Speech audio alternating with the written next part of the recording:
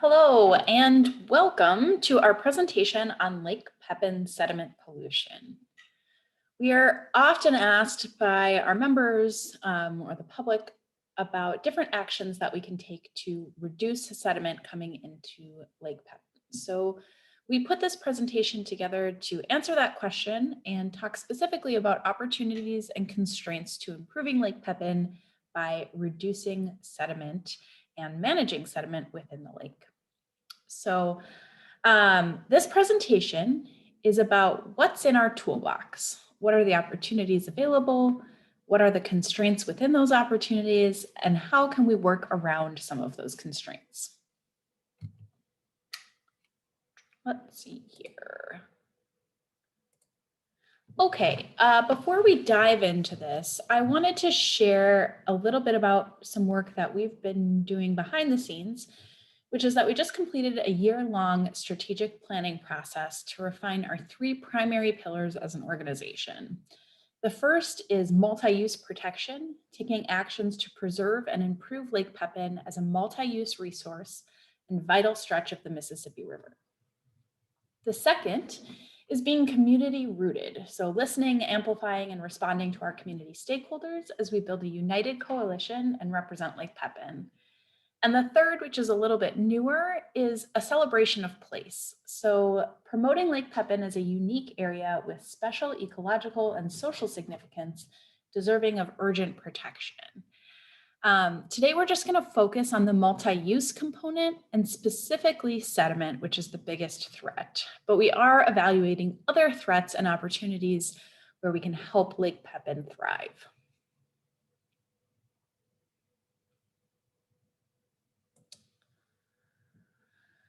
So what's in the toolbox? Our first step is actually creating this toolbox. What are the sediment reduction tools and sediment management tools? We need to make sense of a really complex network and make it work for Lake Pepin. So I kind of imagine coming into the sediment conversation like a new homeowner that has a leaky faucet and no plumbing background. Your first step might be to go to the hardware store, hoping to find something that points you in the right direction, and realizing that you are totally overwhelmed and there's a million things to look at, and you really need somebody, a friendly neighbor or worker who can help just point you to the right tools and give you some instructions to help solve the problem. So here's our hardware store for sediment, or you could think of each of these as aisles within the hardware store. I'm sure you're all the type of people that intuitively know how to fix things, but if you aren't and you don't know what you're doing, you could be persuaded to buy way more than you need or remodel your entire bathroom, or you might get sucked in by a buy one, get one half off deal. So what you really need is somebody, again, who can point you in the right direction, curate this toolbox, and help figure out what are the things that we can really do in this vast network of government, private, nonprofit partners to help Lake Pepin and to really utilize and kind of curate our path forward for reducing sediment in Lake Pepin. So we have lots of tools, as you can see from the last slide, just a very big network, many different aisles and tools in each aisles, and they each have their own opportunity and constraints and limitations. The challenge is that none of those tools are specifically created to manage the unique problem like Lake Pepin's sediment threat. So what we are doing and what we have done as staff is to try and establish some instructions, figure out what elements within each tool, within each aisle can we use, and how can we fill in those gaps with some DIY projects. So we have created the toolbox to address sediment in Lake Pepin, and some of the sediment reduction tools that we're going to talk about today, ensuring government accountability, promoting upstream water storage, promoting local stewardship, filling data gaps, and then for sediment management, supporting channel maintenance, and initiating dredging outside the navigation channel. So we first want to talk about ensuring government accountability through the Clean Water Act. Lake Pepin is considered impaired for total suspended sediment. So this is fine sediments that are easily suspended in the water that create really turbid and cloudy water. There are set sediment reduction goals for Lake Pepin. So that is reducing the amount of sediment in Lake Pepin, reducing the sources of sediment from the Minnesota River by 50%, the Cannon River by 50%, internal resuspension, so sediment that's on the riverbed that gets resuspended by wind and wave, reducing that by 50%, and then 20% from the upper Mississippi River, the St. Croix River, and from local tributaries. And the state of Minnesota has a lot of monitoring data to track this progress.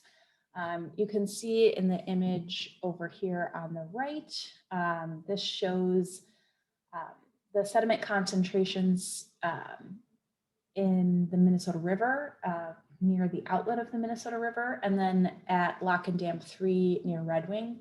So you can see the fluctuation in total suspended solids, but this doesn't encompass everything that we're dealing with in Lake Pepin. So we have this impairment. It's a really great kind of flag that we can stand by and say there are solid sediment reduction goals that we want to meet, but they're not going to address all of Lake Pepin's impairments as it's related to sediment, which I will talk about on the next slide. So what this does do is this impairment addresses the turbidity issue, this cloudy, muddy, fine sediment that we're dealing with in Lake Pepin, because that prevents sunlight from reaching the aquatic vegetation. So the aquatic vegetation is not able to grow, and that affects the entire ecosystem. So the impairment exists for that reason. How can we improve the growth of healthy aquatic vegetation that's going to support a thriving ecosystem? What it doesn't do is focus on the loss of depth. So the sand coarse sediment that is a big component of what's filling in Lake Pepin is not addressed or monitored by this impairment that's regulated through the Clean Water Act and at the state level through the Minnesota Pollution Control Agency.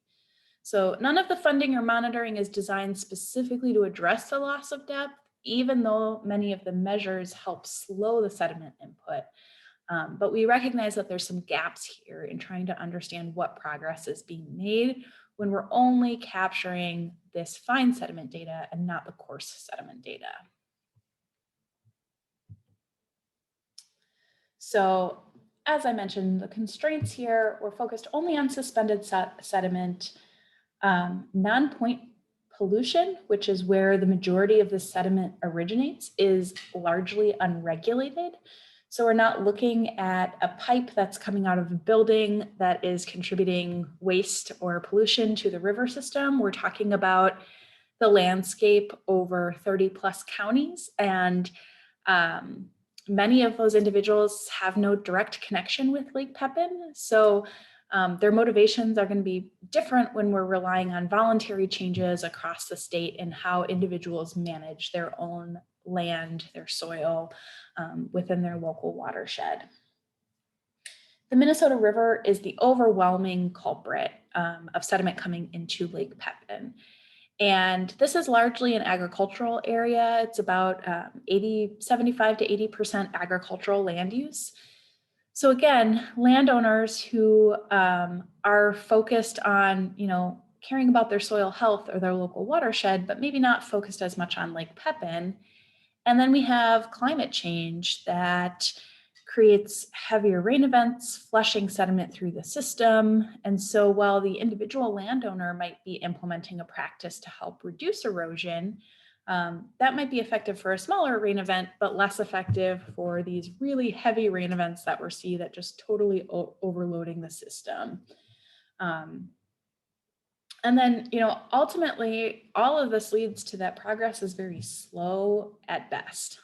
There are investments happening, there are best practices being implemented across the landscape, but when you consider the voluntary nature of this, the climate change kind of outpacing some of the best practices, it's challenging to see measurable difference in Lake Pepin if we're only going about it through this route.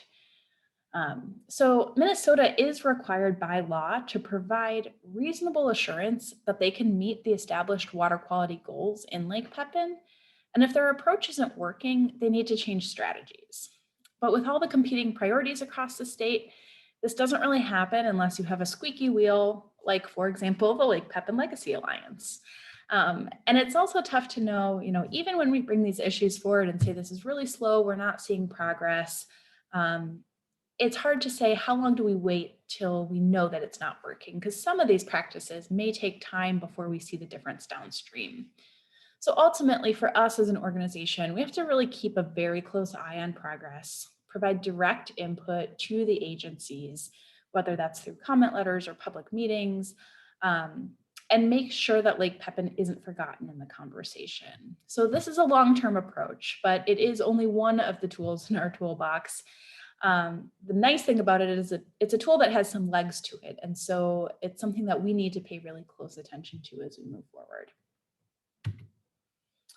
So the next tool in our toolbox is promoting upstream water storage. So this ties to those sediment reduction goals, but it doesn't have to be done just through the Pollution Control Agency and some of the other voluntary measures. There's other ways to go about the advocacy and promotion, creating connections with upstream landowners, and talking about climate resiliency, how we can use water storage to reduce flooding. So this has a few different angles to it that can ultimately help to reduce the sediment input into Lake Pepin. So the opportunities here are that promoting water storage ultimately helps reduce erosion on the landscape, which reduces sediment coming into Lake Pepin. But there's other opportunities for the landowners that I think are important to note, which is that having water storage also helps to reduce downstream flooding. It reduces the erosion, and that's tied to soil health on the landscape, and it reduces nutrient leaching. So the individual landowner is often interested in water storage for a number of reasons to protect their own soil and landscape and mitigate issues from flooding. And there's different ways to do that. In the image up here, this is actually a water retention basin. So a berm was built to kind of hold that water back during really big rain events so that you don't have that type of erosion happening, especially in hillier areas where you can get ravines or gullies starting to be carved out through the landscape. So that's one incentive to do a water storage basin, but it's not the only opportunity to promote upstream water storage. There's also an initiative called continuous living cover, which is to have more vegetation on the land year round, and creating new profits and markets for farmers by doing this. So having vegetation on the landscape year round allows the plants to take up more water, especially during periods where the land is normally bare and we're getting a lot of rain. So we want to time the water intake from plants with times that we need that water intake to reduce the flooding and erosion that corresponds with it.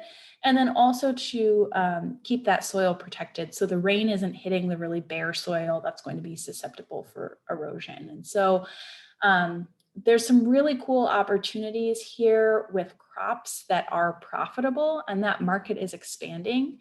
I'm going to talk about some of the constraints here, but I could give you all a 2-hour presentation just on continuous living cover and how all this works. So I'll keep it fairly high level for now, but I'd encourage anybody to ask questions or follow up with me afterwards.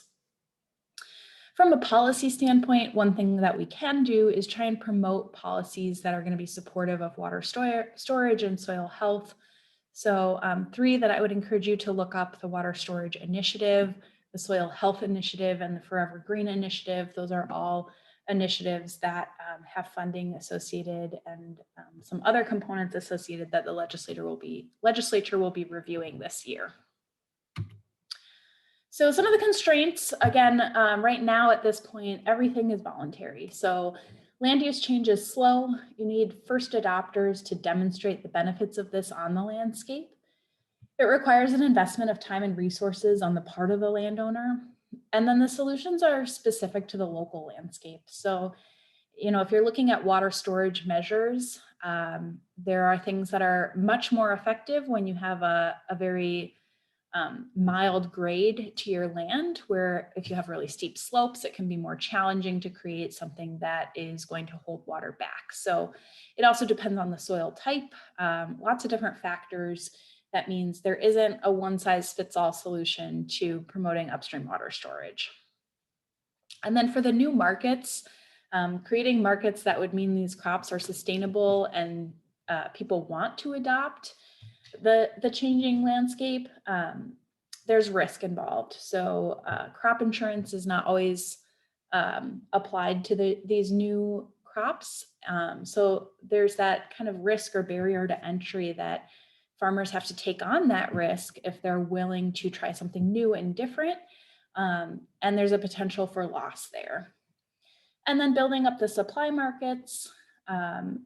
So that could be processing plants. There's a whole kind of supply demand chain that has to all be functioning together for this to work. And then right now, a lot of this is already happening, but it's happening at a pretty small scale. And we need to have it happen at a much bigger scale to actually see benefits for Lake Pepin. So it's scaling it up to the level where we're not just providing benefits to a really small local tributary, but we're providing benefits to the entire Mississippi River. Promoting local stewardship. So this is really talking about how we can focus on that 20% reduction that I mentioned of sediment that is coming into Lake Pepin from our local tributaries. Lakeshore restoration and owning your wake helps to reduce the erosion of islands within Lake Pepin or the Mississippi River, and the shoreline that adds further sediment to Lake Pepin. So lakeshore restoration is one component, own your wake is one component. The internal resuspension is also about, recognizing that we need kind of pockets of lower energy areas where we're not going to be pulling that sediment up from the bottom and creating this cloudy water. So I'm going to talk about that with our restoration project a bit more, but that is a component where people can be mindful of the impact that they might have on the resuspension of sediments. And then all of those other upstream practices that I mentioned, water storage, continuous living cover, those can all be applied to our local tributaries. So it's not something that just needs to happen in the Minnesota River Basin, but it can also happen within the Wells Creek watershed or Isbell Creek watershed. There are lots of different opportunities locally where we can all be a part of this to make a difference for Lake Pepin. Some of the constraints here, the local tributaries are actually not impaired for suspended sediment. So there's no regulation or additional funding to help offset the costs of the work to implement some of these big best practices that can help reduce erosion from the tributaries themselves. And while they're not impaired for suspended sediment, that doesn't mean that they can't flush sediment into Lake Pepin during really big rain events. It just means that year round, they don't have the really cloudy water that we see in other areas. Boat traffic is increasing. And so that's just the cumulative effect. When you have more boats on the water, even if everybody's trying their best, you're just going to see a bigger impact on the island erosion or shoreline erosion, that wake and that resuspension of sediment. The cumulative impact makes a difference. Flooding undermines restoration projects, especially shoreline restoration projects. If you have big floods, they can sometimes wash out newly planted areas, so that's challenging.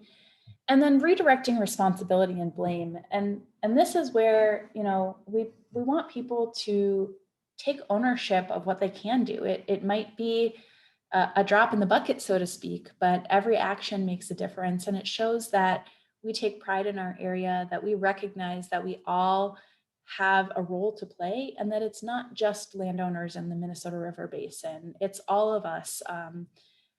Every little bit helps to demonstrate that things can be done to keep Lake Pepin healthy, and that we're all part of that solution. And then filling data gaps. So as I mentioned earlier, the Minnesota Pollution Control Agency is tracking all of the fine sediment data, so those suspended sediments, but they're really not tracking the accumulation of that sandy coarse sediment. So we're trying to fill those data gaps so that we can have a really good understanding of exactly how much sediment is filling in Lake Pepin each year. And we have an opportunity to do that in partnership with the St. Croix Watershed Research Station and the Freshwater Society. The research station is part of the Science Museum of Minnesota. And so this is bathymetric mapping and sediment core analysis. They have done this in the past at the head of Lake Pepin, looking at 200 years of history to show the rate of accumulation and how that has accelerated at the head of Lake Pepin. But that data only goes till 2010. And so we're partnering with the research station to support getting those most recent 10 years of accumulation data through sediment cores so that we can understand what the accumulation rates look like separate from just those fine resuspended sediments. And this is really helpful as we think about, you know, are we making progress in reducing sediment? Are we, you know, staying the course, or is the problem getting worse? And we need all aspects of the data to help tell that story. The challenge here is that there's no government agency responsible for sediment accumulation or loss of depth outside of the navigation channel. So this is work being done by partner non-government organizations, just trying to answer some of these research questions for the health of the Mississippi River. And now we're going to switch gears a little bit. I've talked a lot about ways that we can reduce sediment coming into Lake Pepin, but we also have to deal with the sediment that is already in the lake. And how can we help to manage that sediment so we don't lose areas of the lake, or we can improve areas of the lake that have already been lost? So the first tool here is channel maintenance. This is specifically looking at the navigation channel and making sure that we have safe passage for boats moving through Lake Pepin. So the opportunities here are dredging within the navigation channel and placing buoys to make sure that boaters know where problem areas could occur and where they can navigate through Lake Pepin safely. One of the reasons that this is an opportunity for us is that this is a highly regulated channel and very closely monitored, since this is where all of the commercial shipping happens. And obviously there is a big economic incentive where the Corps of Engineers is tasked with making sure that our navigation channel is safe and usable for those commercial barges.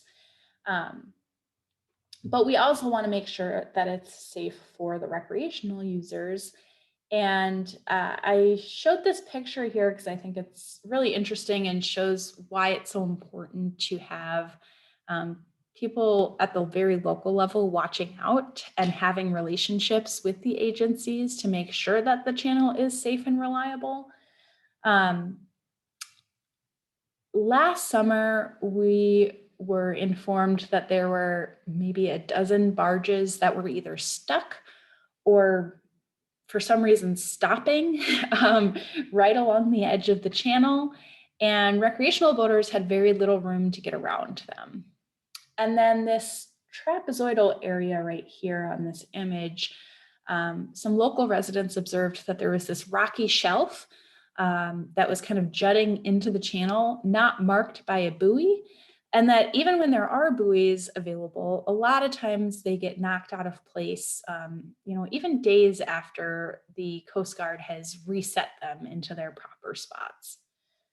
On top of that, the channel in this area is 100 feet narrower than its authorized width at the head of the lake.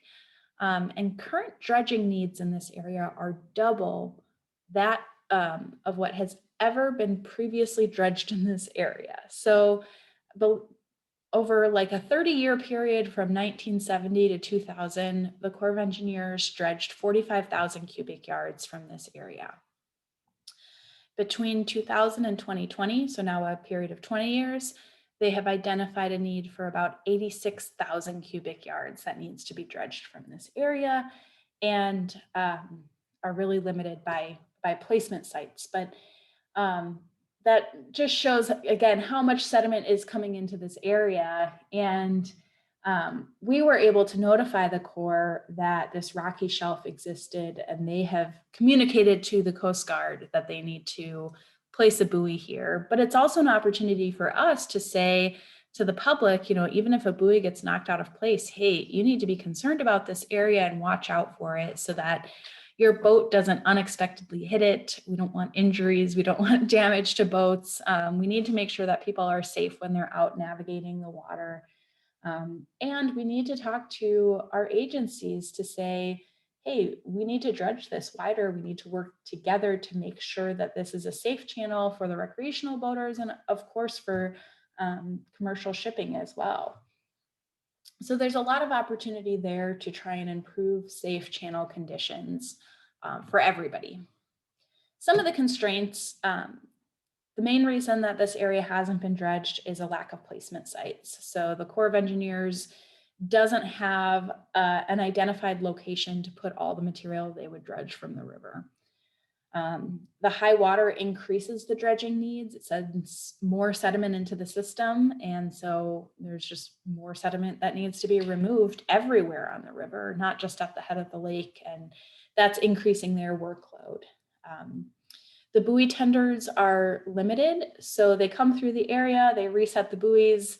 It may be even just a few days later that the buoys get knocked out of place. And then we have to wait another few weeks before the buoy tenders come back. So there's a gap there in trying to make sure that the channel is well marked. And the other constraint is that while this is an important area because it should be a safe and reliable way to navigate Lake Pepin, it also only represents a small area of Lake Pepin. So this is not addressing any of the rest of the head of the lake that has been filling in with sediment and is very, very shallow. To the point that you can walk across almost the entire head of the lake with the exception of the channel. So we do need to think about what are ways that we can address sediment outside of just this narrow navigation channel. So how do we initiate dredging outside of the navigation channel? One of the ways is to look at federally funded programs or federal programs, any program, I suppose, but in this case, they are all federal programs that can actually, that have the authority to do dredging outside of the navigation channel. So we looked at all of these programs and we identified a couple that would meet the requirements where we could partner with appropriate agencies, go through the appropriate permitting processes. And there were a couple that stood out that would give us the opportunity to do some dredging outside the navigation channel. And ultimately, we are now moving forward after 6+ years of work. We are moving forward with the beneficial use of dredge material program.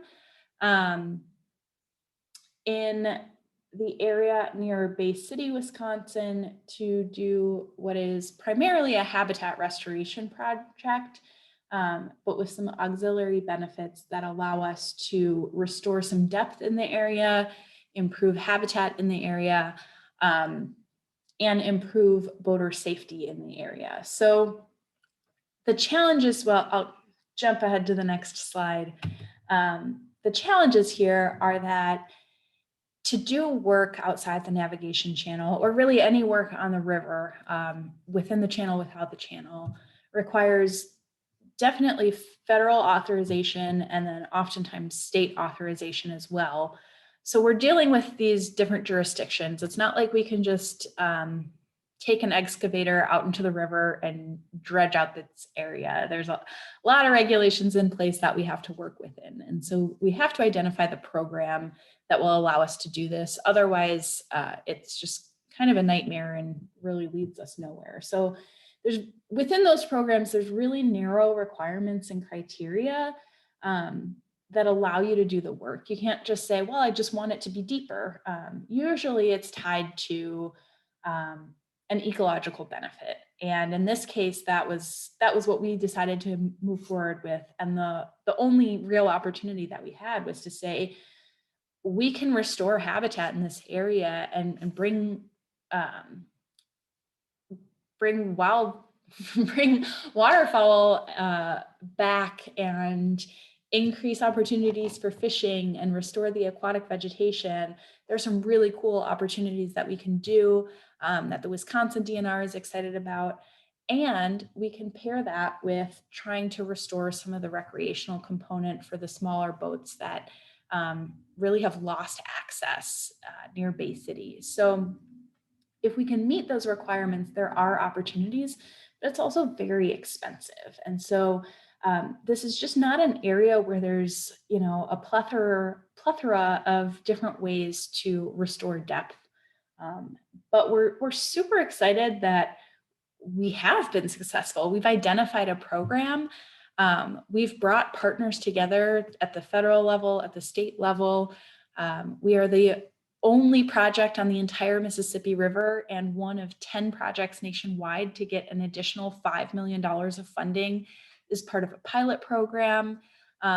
It's just been a really cool process and way that we can bring some life back to the communities that have been cut off from Lake Pepin and to the habitat in the area. So there are a lot of constraints, but this is a super cool and unique opportunity that we're able to move forward with. And construction, after the years and years of work we've been spending on this, construction will start next year. So it'll be fun to see this project finally come together and to see some of the benefits come back to this area. And regardless of any of the opportunities or tools that I've talked about today, which I know was a lot, it's ultimately about the people that can make these tools work for Lake Pepin. So it's, being a supportive voice, being an advocate for Lake Pepin, and that can be through being part of our community. With an LPLA membership, you can add your voice to this united front that's trying to speak for Lake Pepin. It can be calling or emailing your elected officials and letting them know that you want to see change, whether that's funding for water storage practices or helping to get the navigation channel wider for safe boat traffic. It can be educating your friends and family, sharing your observations and feedback. I think, the most powerful thing that we can share when we talk to elected officials or agencies or, any of the decision makers are real life stories of people who have struggled because of the rate of sediment filling in the lake just so rapidly. When we share those stories, they resonate with people and they remember those stories. So sharing observations is a really powerful way to be involved. And then being a local steward. And that, again, I've talked about a bunch of different options for how you can take ownership and keep Lake Pepin protected. And we could talk about a whole bunch of other options or give more instructions on the local stewardship part for another presentation. But I'd encourage you to look at any of the options I laid out and do a little research too. And so with that, we have this kind of hodgepodge of tools that we've spent a lot of time making them work for Lake Pepin, and you all allow those tools to work even harder and just maximize the impact that they can have. And so I wanted to end this presentation with just a few pictures that kind of highlight how people have made these tools work for Lake Pepin, and to just thank you all for listening to the presentation and being a part of this community.